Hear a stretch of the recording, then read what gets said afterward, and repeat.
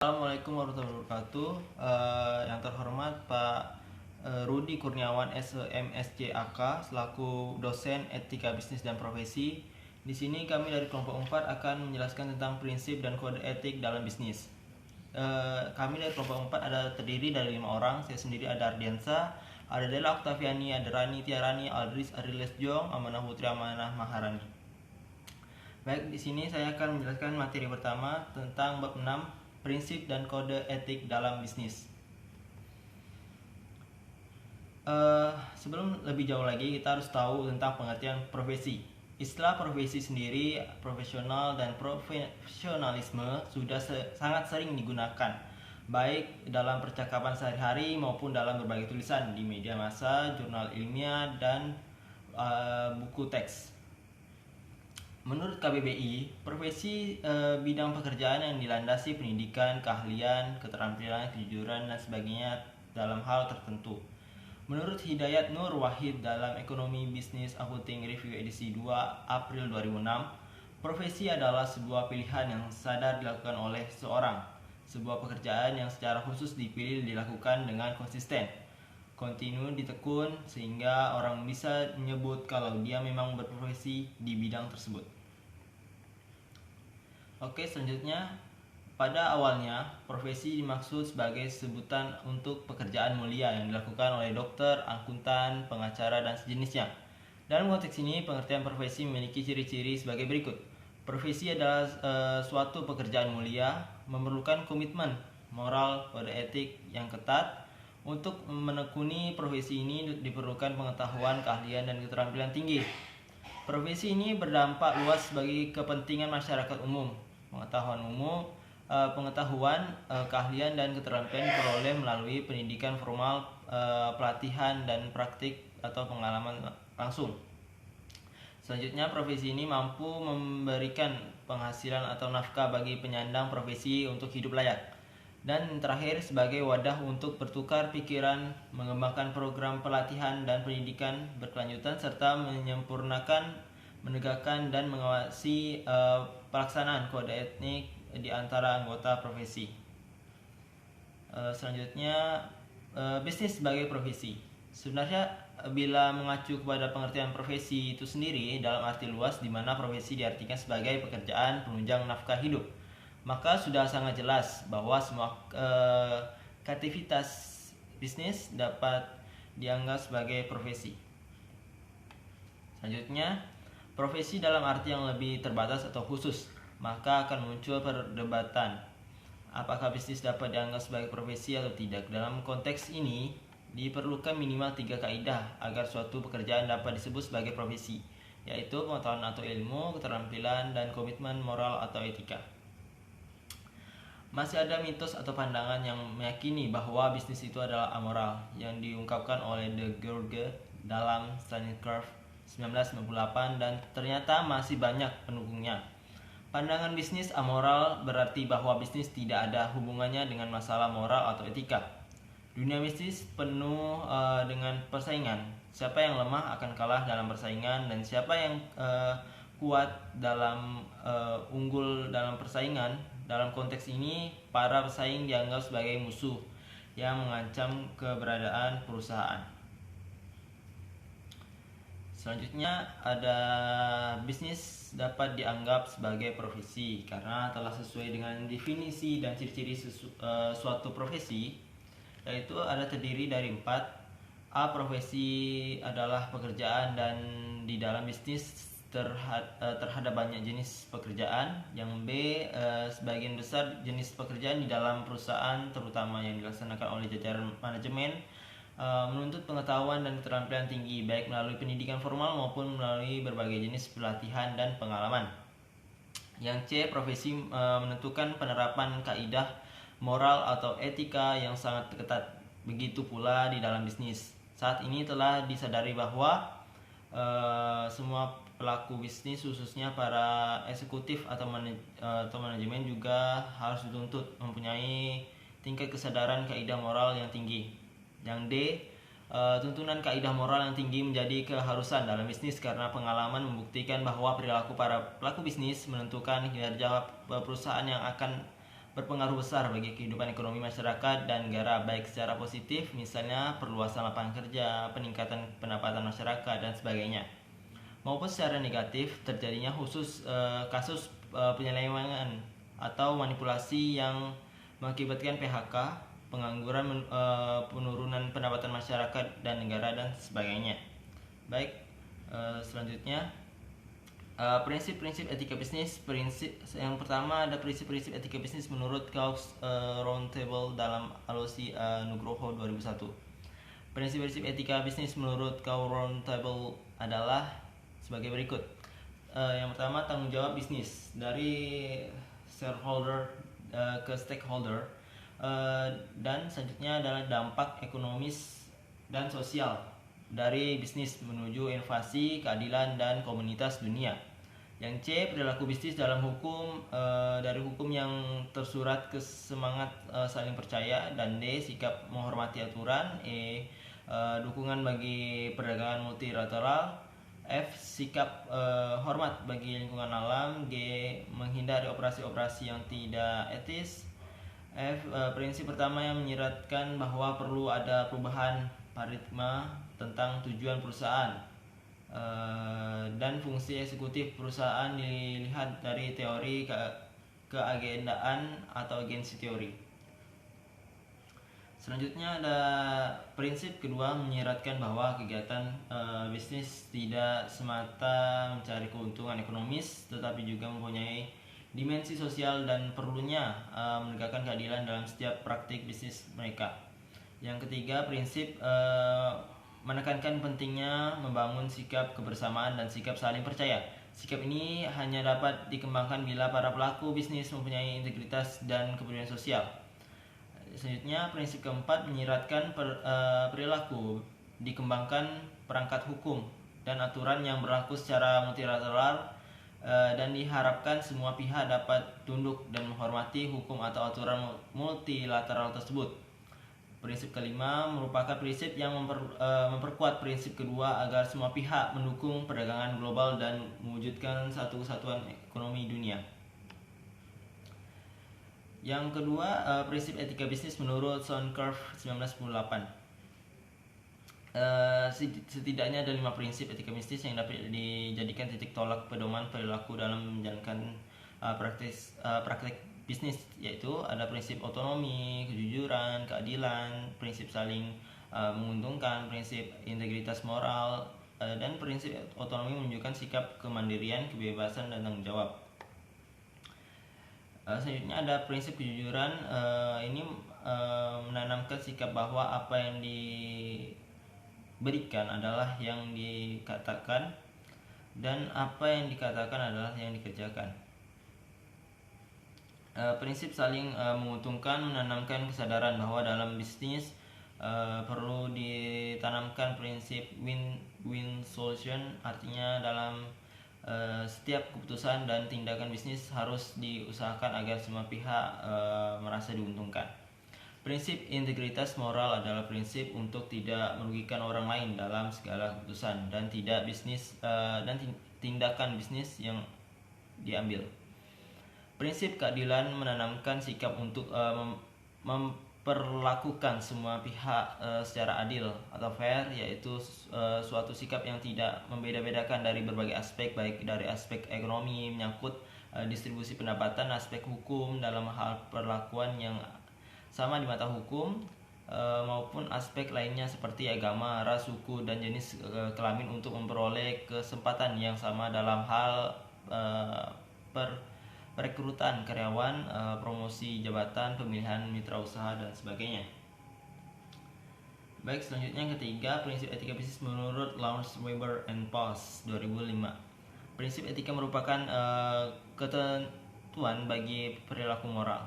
Contoh prinsip etika antara lain kejujuran, pegang janji, membantu orang lain, dan menghormati hak orang lain, right of others. Sementara itu berbohong, mencuri, menipu, membahayakan atau merugikan orang lain adalah contoh penyimpangan dari prinsip perilaku etis. Lawrence Weber and Poss sendiri tidak memberikan penjelasan lebih lanjut tentang prinsip-prinsip etika bisnis ini, karena prinsip-prinsip tersebut mungkin sudah dianggap jelas dengan sendirinya. Yang keempat, WIS 2006 mengumumkakan 4 prinsip etika, yaitu martabat atau hak, kewajiban, kewajaran, dan keadilan. WIS juga tidak memberikan uraian lebih lanjut tentang prinsip-prinsip etika bisnis yang diungkapkan. Selanjutnya akan saya serahkan ke Della Octaviani. Terima kasih kepada Adi. Selanjutnya saya akan menjelaskan tentang etika lingkungan hidup. Isu lingkungan hidup. Pada umumnya, masalah etika selama ini hanya dipahami sebatas pengaruh perilaku manusia terhadap manusia lainnya, baik teori deontologi, teori kewajiban, teori teleologi, teori konsekuensi atau akibat, maupun teori teonom, kepercayaan kepada Tuhan, kekuatan transdental, potensi tak terbatas. Semuanya lebih banyak menyorot etika dari sudut pandang manusia sebagai satu-satunya pusat pertimbangan moral yang menurut istilah Frankena disebut sebagai moral patient. Secara deontologis, perilaku etis hanya dilihat dari sudut pandang manusia, yaitu sejauh mana setiap orang menghargai, mempertimbangkan, memelihara, dan memberdayakan umat manusia sesuai harkat dan martabatnya sebagai manusia. Secara teleologis, perilaku etis juga hanya menyorot kepentingan umat manusia, dilihat dari konsekuensi atau akibat dari setiap keputusan dan tindakan manusia terhadap manusia lainnya. Secara teonomis,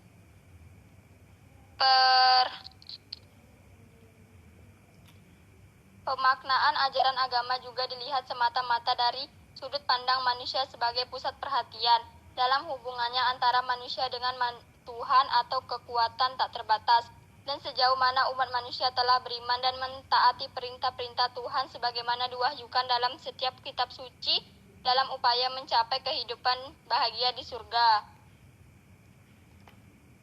Akumulasi bahan beracun. Sudah bukan rahasia lagi bahwa pabrik-pabrik yang berdiri selama ini umumnya membuang limbah ke dalam saluran-saluran yang pada akhirnya mengalir ke sungai-sungai dan laut. Berbagai kasus pencemaran air akibat limbah beracun sudah seringkali muncul di media massa, sehingga sudah menjadi berita biasa saja. Tentu masih belum hilang dari ingatan kita berita tentang kematian ikan-ikan di sekitar Teluk Jakarta, yang diduga kuat disebabkan oleh limbah beracun dari pabrik-pabrik di Jakarta dan sekitarnya, yang membuang limbah beracun melalui sungai-sungai yang bermuara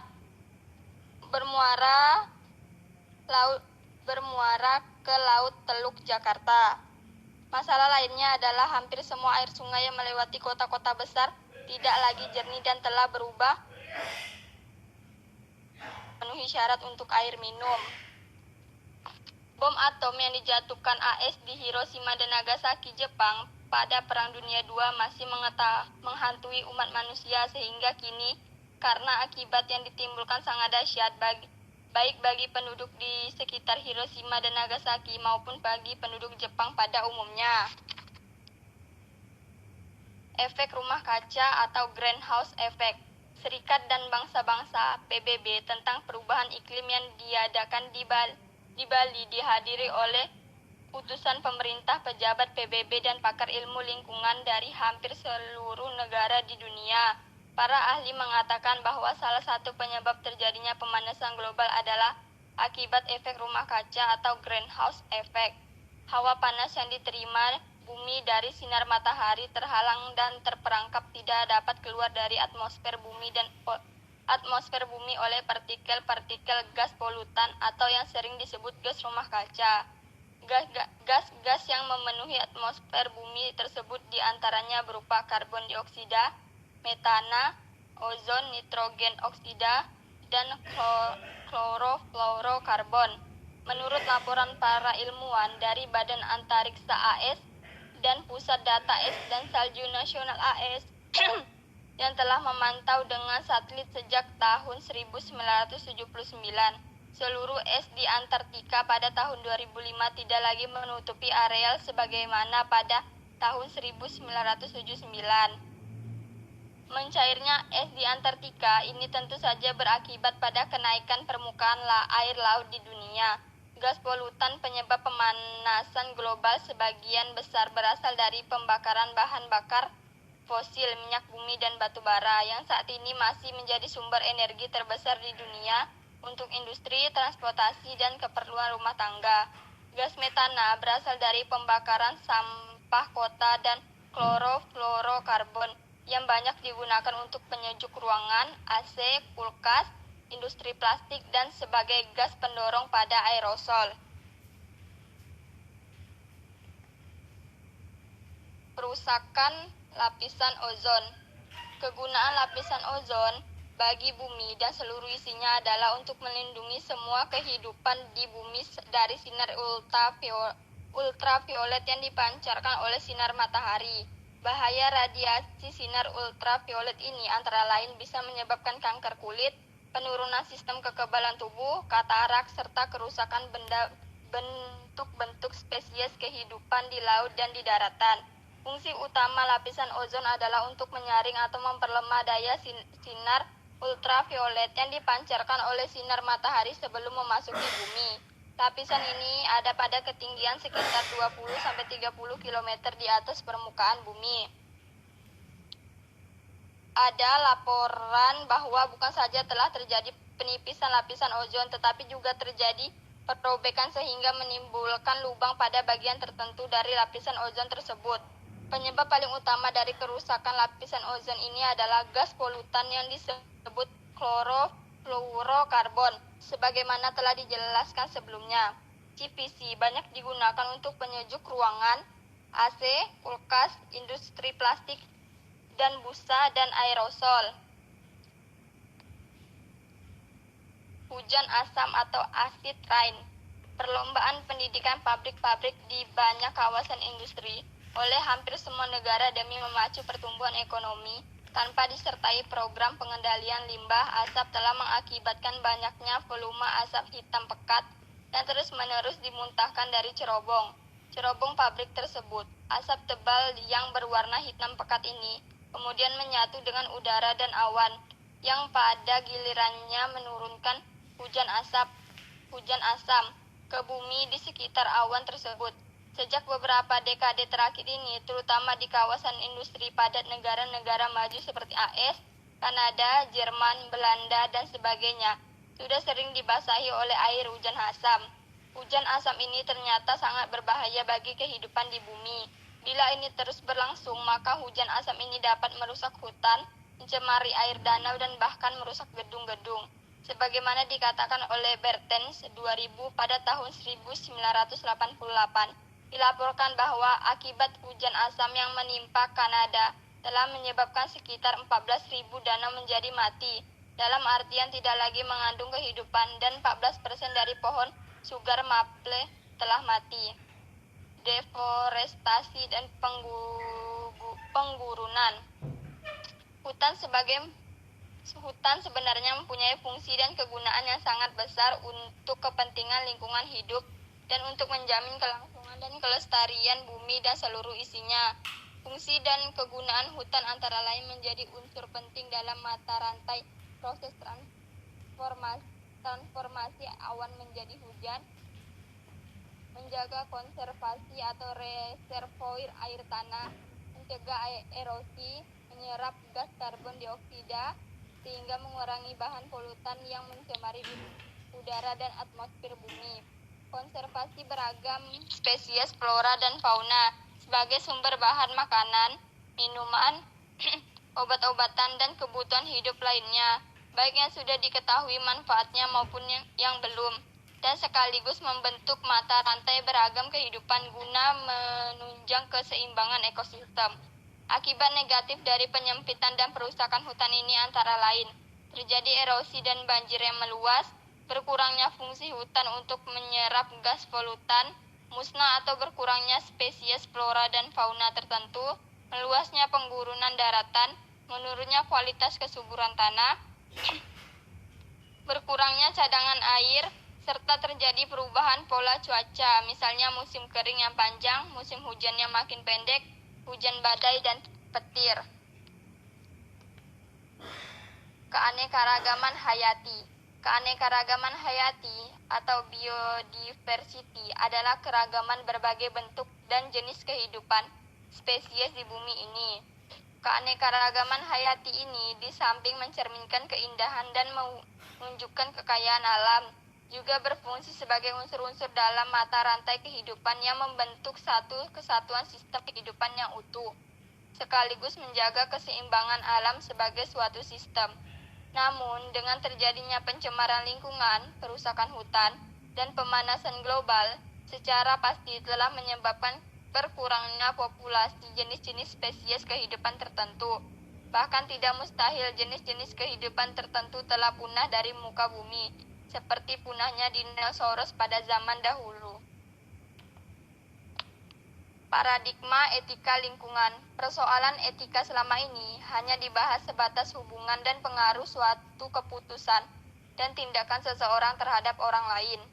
Dalam bahasa kebudayaan paradigma, pola pikir, etika yang hanya berpusat kepada manusia disebut antroposentrisme. Sehubungan dengan hal ini ada beberapa paradigma, cara pandang atau pola pikir yang berkembang dalam memahami etika dalam kaitannya dengan isu lingkungan hidup. 1. Etika kepentingan generasi mendatang yang memandang bahwa suatu keputusan dan tindakan hendaknya jangan memikirkan kepentingan umat manusia pada generasi saat ini saja, tetapi juga kepentingan umat manusia pada generasi-generasi mendatang. 2. Etika lingkungan biasentris yang memandang perilaku etis bukan saja dari sudut pandang manusia, tapi juga dari sudut pandang non-manusia, flora, fauna, dan benda-benda bumi, non-organisme, sebagai satu kesatuan sistem lingkungan. Perbedaan penafsiran ini dapat dikemukakan antara lain: A. Yang dianggap sebagai non-manusia sehingga dapat dianggap dan diperlakukan sebagai moral patiens adalah spesies binatang, fauna. Hal ini antara lain diungkapkan oleh G. J. Warnock dan Ricord Rotary. B. Yang dianggap sebagai non-manusia adalah seluruh jenis tumbuh-tumbuhan, flora, dan binatang, fauna. Hal ini antara lain diungkapkan oleh Albert. C. Yang dianggap sebagai non-manusia adalah semua jenis binatang, fauna, tumbuh-tumbuhan, flora, dan benda-benda non-organisme. Hal ini antara lain diungkapkan oleh Carlis Bird. 3. Etika ekosistem. Menganggap sang pencipta, Tuhan dan seluruh ciptaannya, dan seluruh isinya, sistem tata surya, sistem galaksi, dan sistem alam jagat raya dianggap sebagai moral patiens. Sekian dari saya, dilanjutkan oleh Putri. Oke, terima kasih kepada Dela. Selanjutnya saya akan membahas tentang kode etika di tempat kerja. Dalam setiap organisasi bisnis, terdapat lebih dari satu orang pelaku bisnis yang bekerja sama untuk mencapai tujuan bisnis. Dilihat dari tingkatan atau jenjang organisasi bisnisnya, misalnya organisasi bisnis yang berbentuk perseroan terbatas, ada orang-orang yang menduduki posisi sebagai pemegang saham, anggota dewan komisaris, anggota dewan direksi, dan karyawan. Karyawan pun dapat digolongkan menurut jenjang, yaitu manajer dan staf biasa. Bila organisasi bisnis ini dikelompokkan menurut fungsinya, maka pada umumnya dalam setiap organisasi bisnis akan ada fungsi pemasaran, fungsi produksi, fungsi pembelian, fungsi keuangan dan akuntansi, serta fungsi sumber daya manusia atau SDM. Walaupun masing-masing fungsi ini membentuk satu organisasi perusahaan sebagai satu kesatuan secara bersama, tetap saja ada perbedaan mengenai tujuan dan tanggung jawab, persyaratan pengetahuan dan keterampilan, serta dalam batas-batas tertentu yang berhubungan dengan sikap dan perilaku yang diperlukan. Kode etika sumber daya manusia Human Resource, slide sebelumnya. Untuk memahami peran SDM bagi negara dan juga bagi perusahaan, A.M. Lilik Agung 2007 mengutip kisah yang sangat menarik tentang Kaisar Hirohito dengan bom atomnya. Pada Perang Dunia II tahun 1945, Tentara Jepang yang sangat kuat tiba-tiba terpaksa menyerah tanpa syarat, tatkala tentara sekutu yang dipimpin Amerika Serikat menjatuhkan bom atom di atas kota Hiroshima dan Nagasaki, sehingga kedua kota tersebut hancur lebur. Jepang akhirnya terpuruk dan jatuh ke jurang kehancuran. Di tengah-tengah ketidakberdayaan dan keputusan rakyatnya, Kaisar Hirohito mengumpulkan para cerdik pandai yang tersisa dalam suatu pertemuan. Dalam pertemuan itu, Kaisar membuka pertanyaan yang sangat sederhana. Berapa jumlah guru yang masih hidup? Pertanyaan ini menyiratkan bahwa Kaisar mempunyai visi yang jauh ke depan dan sangat menyadari pentingnya pendidikan bagi bangsa dan rakyatnya untuk membangun SDM yang berkualitas. Karyawan merupakan salah satu kelompok pemangku kepentingan utama, main stakeholder dalam perusahaan. Tanpa karyawan, tidak mungkin perusahaan mampu merealisasikan tujuannya. Departemen yang bertanggung jawab atas SDM di suatu perusahaan adalah Departemen SDM, dulu disebut Personalia. Kini Departemen SDM memegang peran kunci dan sangat strategis dalam setiap organisasi apapun, baik itu dalam perusahaan, lembaga, atau organisasi nirlaba, maupun organisasi pemerintahan. Dilihat dari sejarah perkembangannya, HM Lilik Agung 2007 mencatat setidaknya ada 4 peran yang melekat pada Departemen SDM, yaitu 1. Peran administratif, yaitu suatu peran awal atau tradisional yang dimana peran Departemen SDM hanya pada seputar perekrutan karyawan dan pemelihara catatan gaji, upah, serta data karyawan. 2. Peran kontribusi, yaitu suatu peran yang menekankan pada peningkatan produktivitas, loyalitas, dan lingkungan kerja karyawan. Di sini mulai muncul peran baru, yaitu menangani aspek pelatihan dan hal-hal yang berkaitan dengan kesehatan dan keamanan lingkungan kerja.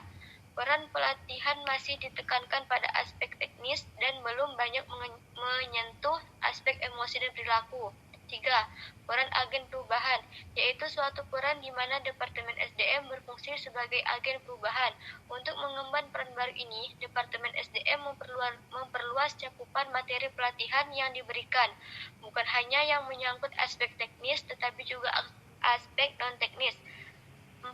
Peran mitra strategis. Pada peran ini, Departemen SDM dilibatkan dalam merumuskan berbagai kebijakan bisnis yang bersifat strategis, terutama agar Departemen SDM dapat segera melaksanakan program penyelarasan antara kepentingan bisnis dan kepentingan individual karyawan. Sasaran dari pengelolaan SDM adalah agar perusahaan mampu memiliki karyawan yang tepat dilihat dari kuantitas dan kualitas yang dibutuhkan. Karyawan yang berkualitas adalah karyawan yang profesional, yaitu karyawan yang memiliki kualifikasi yang sesuai dengan tuntutan pekerjaan yang meliputi pengetahuan, keterampilan, sikap dan perilaku yang baik. Dan ini penilaian karyawan dari aspek sikap dan perilaku mendapat perhatian yang makin penting. Maraknya korupsi, kolusi dan nepotisme, penggelapan atau pencurian aset perusahaan, rekayasa laporan keuangan, konflik-konflik internal yang menimbulkan stres di tempat kerja, pemogokan karyawan, dan sejenisnya makin sering terjadi, dan hal ini menjadi indikasi kurangnya perhatian perusahaan dalam mengelola aspek sikap dan perilaku karyawannya. Pengaruh perilaku tidak etis dari karyawan perusahaan ini sangat nyata telah merugikan perusahaan, bahkan telah mengancam kelangsungan hidup perusahaan. Sekarang ini makin banyak perusahaan yang menyadari pentingnya aspek sikap dan perilaku ini, sehingga makin banyak perusahaan yang mengembangkan kode etik untuk menjadikan acuan berlaku bagi seluruh karyawannya. Mengingat makin pentingnya aspek sikap dan perilaku ini, maka perusahaan tidak cukup sekedar menghasilkan pedoman kode etik saja. Yang lebih penting adalah bagaimana kode etik ini dapat dipahami, disadari pentingnya, dan dijalankan oleh semua karyawan, termasuk manajemen puncak. Oleh karena itu, berdasarkan studi oleh Weaver, Trevino, dan Cochrane dalam book 2003 ayat 149, diperlukan paket program implementasi dengan memperhatikan sedikitnya 6 dimensi program etik agar suatu kode etik dapat dipatuhi. 6 dimensi tersebut adalah sebagai berikut. 1. Kode etik formal, yaitu suatu kode etik yang dirumuskan atau ditetapkan secara resmi oleh suatu asosiasi, organisasi profesi, atau suatu lembaga atau entitas tertentu. 2. Komite etika, yaitu entitas yang mengembangkan kebijakan, mengevaluasi tindakan, menginvestigasi, dan menghakimi pelanggaran-pelanggaran etika. 3. Sistem komunikasi etika, yaitu suatu media atau cara untuk menyosialisasikan kode etik dan perubahannya, termasuk isu-isu etika dan cara mengatasinya yang bersifat dua arah antara pejabat otoritas etika dengan pihak-pihak terkait dalam suatu entitas atau organisasi. 4. Pejabat etika atau ethics officer ombudsperson, yaitu pihak yang mengordinasikan kebijakan, memberikan pendidikan, dan menyelidiki tuduhan adanya pelanggaran etika. 5. Program pelatihan etika, yaitu program yang bertujuan untuk meningkatkan kesadaran dan membantu karyawan dalam merespon masalah-masalah etika. 6. Proses penetapan disiplin dalam hal terjadi perilaku tidak etis.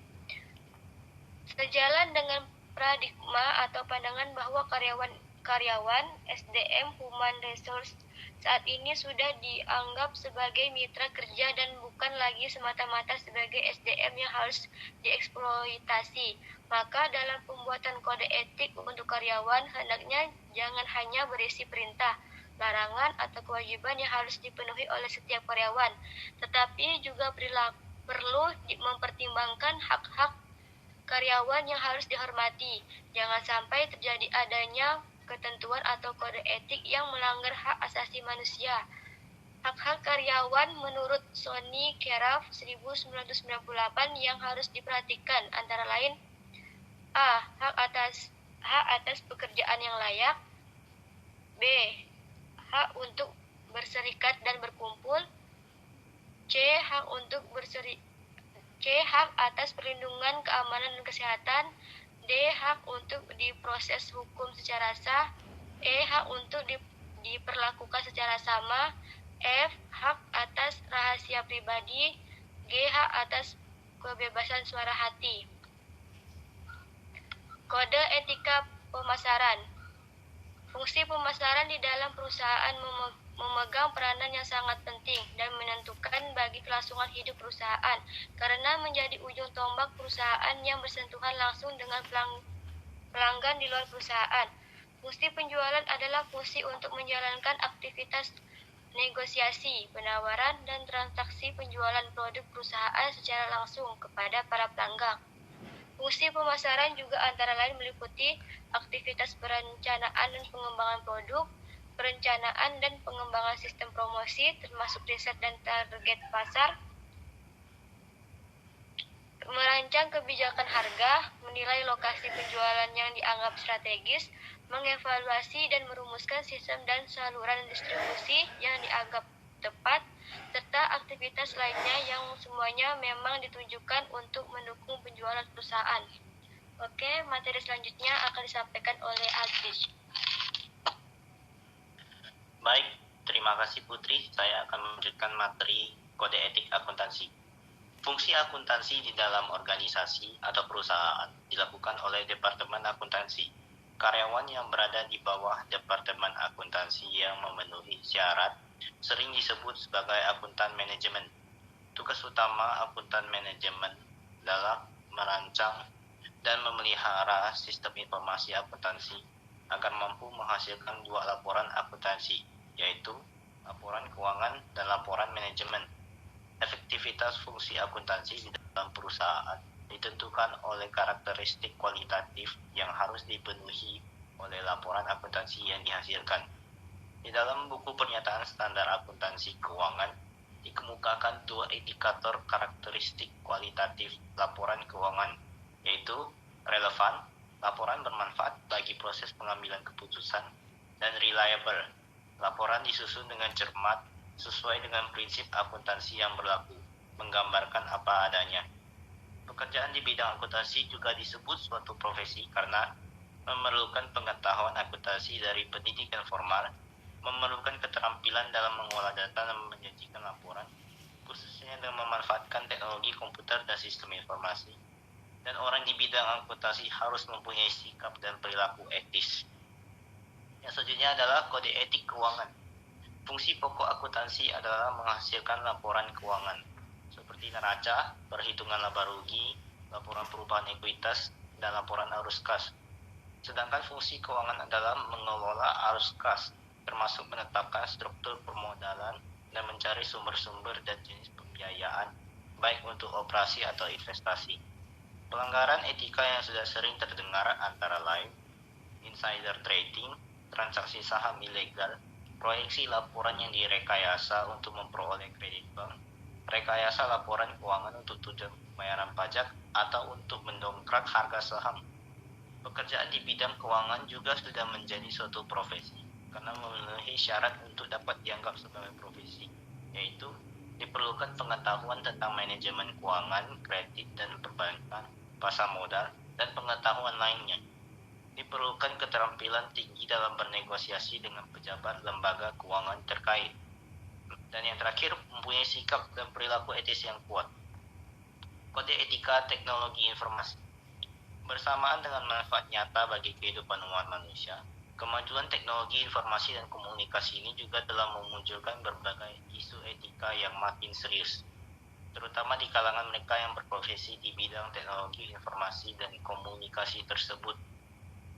Kemajuan perangkat keras dan perangkat lunak komputer juga diikuti oleh munculnya beragam jenis virus komputer yang setiap saat dapat mengancam data apapun dan milik siapapun. Kejahatan kera putih makin sering terjadi dengan dampak kerugian yang ditimbulkan makin besar, seperti penggelapan dana nasabah bank, manipulasi laporan keuangan, penerbitan dokumen fiktif, pencetakan uang palsu yang makin canggih, pengaksesan data oleh oknum yang tidak berwenang, dan sebagainya. Di AS telah terbentuk organisasi profesi di bidang teknologi informasi yang bernama Association for Computing Machinery atau disingkat dengan ACM. Organisasi ini telah membuat kode etik profesi yang berlaku bagi semua anggotanya. Baik, sekian dari saya. Materi selanjutnya akan dilanjutkan oleh Rani.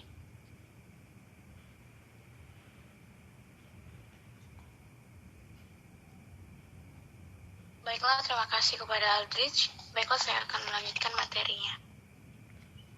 Kode etika fungsi lainnya.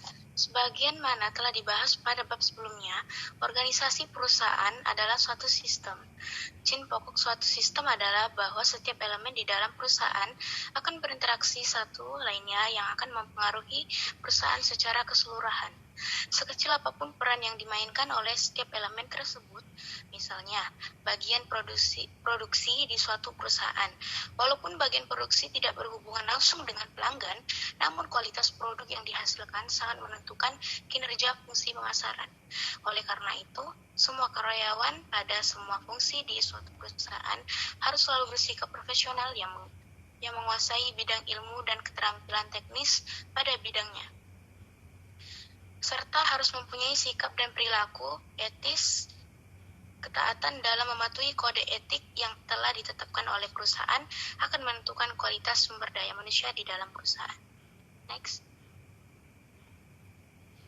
Selanjutnya, perbandingan kode etika. Integritas. Banyak yang menginterpretasikan integritas sama dengan kejujuran. Meski sebenarnya konsep integritas lebih luas dari konsep kejujuran, kejujuran hanya merupakan salah satu unsur yang membangun integritas seseorang. Pada bab 2 telah disinggung pengertian integritas menurut Colt, yaitu bukan hanya sekedar berarti jujur, tetapi juga menyiratkan adanya sifat utuh, tidak terbagi, menyatu, kokoh, serta konsisten. Pertama, untuk utuh dan tidak terbagi menyiratkan bahwa seseorang profesional memerlukan kesatuan dan keseimbangan antara pengetahuan, knowledge, keterampilan, skill, dan perilaku etis, attitude. Utuh juga menyiratkan perlunya keseimbangan kecerdasan fisik, sehat secara fisik. Kecerdasan intelektual, ilmu pengetahuan, kecerdasan emosional, kematangan diri, dan kesadaran sosial, serta kecerdasan spiritual, keimanan kepada Tuhan. Kedua, menyiratkan bahwa seseorang profesional secara serius dan purna waktu dalam menekuni profesinya, sekaligus juga menyenangi pekerjaannya. Ketiga, kokoh dan konsisten menyiratkan pribadi yang berprinsip, percaya diri, tidak mudah goyah, dan tidak mudah terpengaruh orang lain. Pandangan lain dikemukakan oleh Julian M. dan Alfred 2007 yang mengatakan bahwa integritas merujuk pada segala hal yang membuat seseorang bisa dipercaya. Ini berarti ada beberapa atribut atau kualitas-kualitas karakter individu terkait yang membentuk integritas tersebut. Atribut-atribut ini antara lain kejujuran, tindakan benar, tanggung jawab, kematangan, loyalitas, ketekunan, dan tidak korup. Next. Whistleblowing. Bila dilihat pada artinya, katanya whistle berarti peluit dan blowing berarti meniup, sehingga whistleblowing sebenarnya berarti meniup peluit. Namun yang sesungguhnya dimaksud dengan whistleblowing dalam konteks etika sebagaimana diungkapkan oleh Swanny Kerev 1998 adalah tindakan yang dilakukan oleh seseorang atau beberapa orang karyawan untuk membocorkan kecurangan, entah yang dilakukan oleh perusahaan atau atasannya kepada pihak lain. Pihak yang dilapori ini bisa alasan yang lebih tinggi, atau masyarakat luas, atau atasan kepada pihak lain. Pihak yang dilapori ini bisa atau masyarakat luas. Bila laporan ini masih ditunjukkan kepada orang pejabat di dalam perusahaan, maka tindakan ini disebut internal whistleblowing. Namun bila tindakan pembocoran ini sudah dilakukan kepada masyarakat atau orang luar di perusahaan, tindakan dilakukan oleh karyawan perusahaan penerbangan Adam Air yang mengandung tindakan yang kebijaksanaan direksi perusahaan ke Dewan Perwakilan Rakyat DPR, bisa disebut sebagai tindakan external whistleblowing. Apalagi tindakan ini diinput oleh media massa. Contoh lain external whistleblowing adalah demonstrasi ex-karyawan PT di Raktara Indonesia ke Istana Negara di sekitar Tugu Monumen Nasional Monas yang bertujuan untuk memperoleh perhatian Presiden dan masyarakat umum atas tindakan manajemen perusahaan yang mem-PHK mereka. Next. Kompetensi berarti kecakapan dan kemampuan dalam menjalankan suatu pekerjaan atau profesinya. Orang yang kompeten berarti orang yang dapat menjalankan pekerjaannya dengan kualitas yang baik. Dalam arti luas, kompetensi mencakup penguasaan ilmu atau pengetahuan, knowledge, dan keterampilan skill yang mencangkup serta mempunyai sikap dan perilaku attitude yang sesuai untuk melaksanakan pekerjaan atau profesinya. Bila pengertian kompetensi mencakup ketiga unsur ini, pengetahuan, perilaku, maka orang yang kompeten sama artinya dengan orang yang profesional. Namun seringkali konsep kompetensi dimaksud dalam pengertian yang lebih sempit, yaitu hanya dikaitkan dengan pengetahuan dan keterampilan saja tanpa mempertimbangkan sikap dan perilaku. Lanjut, objektivitas dan independensi. Objektif berarti sesuai tujuan, sesuai sasaran, tidak berat sebelah, selalu didasarkan atas fakta atau bukti yang mendukung. Konsep ini menyiratkan bahwa segala sesuatu diungkapkan apa adanya, tidak menyembunyikan sesuatu, jujur dan wajar atau fair. Independensi mencerminkan sikap tidak memihak serta tidak dibawa pengaruh atau tekanan pihak tertentu dalam mengambil keputusan dan tindakan. Dalam profesi akuntan publik, istilah independensi dikelompokkan menjadi dua golongan, yaitu independent in fact dan independent in operation. Independence in fact artinya secara mental yang bersangkutan bersifat independen. Independent in operation artinya menurut pandangan orang lain, terutama dilihat dari sudut pandang hubungan secara fisik yang bersangkutan diragukan independensinya, walaupun mungkin secara mental yang bersangkutan tentang bersifat independen. Contoh, seseorang bersangkutan tetap bersifat auditor memeriksa laporan keuangan suatu perusahaan di mana yang menjabat sebagai manajer akuntansi di perusahaan tersebut adalah adik kandungnya.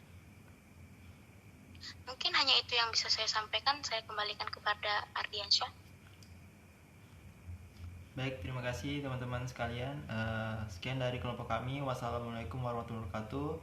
Selamat pagi, siang, sore, malam, tergantung kapan kalian nonton video ini. Terima kasih.